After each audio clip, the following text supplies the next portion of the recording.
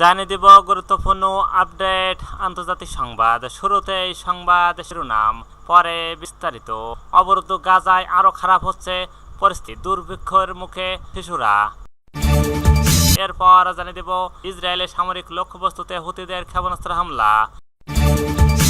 আরও জানিয়ে দেব উত্তেজনার মধ্যেই ব্যালিস্টিক ক্ষেপণাস্ত্রের পরীক্ষা চালালো পাকিস্তান।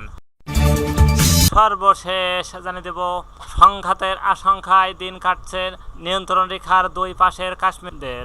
এতক্ষণ শুনছিলেন সংবাদ শিরোনাম, এবার বিস্তারিত। তার আগে অনুরোধ থাকবে আজকের এই ভিডিও সম্পর্কে আপনার মূল্যবান মতামত। ভিডিওটি ভালো লাগলে লাইক, কমেন্ট ও শেয়ার করে সবাইকে দেখা।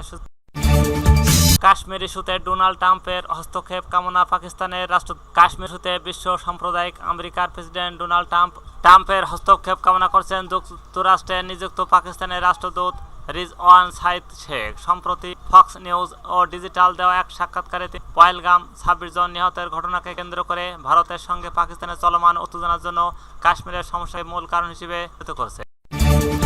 ইসরায়েলের সামরিক লক্ষ্যবস্তুতে হুতিদের ক্ষেপণাস্ত্র হামলা। গাজার বাসিন্দাদের সমর্থনে ইয়েমেনে হুতি বাহিনী শনিবার তেল আবিবের এই সামরিক লক্ষ্যবস্তুতে নতুন করে ক্ষেপণাস্ত্র হামলা চালিয়ে সশস্ত্র বাহিনীর মুখপাত্র ইয়াহিয়া সারি ঘোষণা করেছেন, গাজার নিহত জনগণ ও তাদের প্রতিরোধের সমর্থনে এবং ইহুদিবাদী শাসন ব্যবস্থার অপরাধ শাসন অবস্থার প্রতি মার্কিন সমর্থনের প্রতিক্রিয়ায় অধিকৃত ইয়াফাই এই সামরিক লক্ষ্যবস্তুতে হামলা চালানো হয়েছে।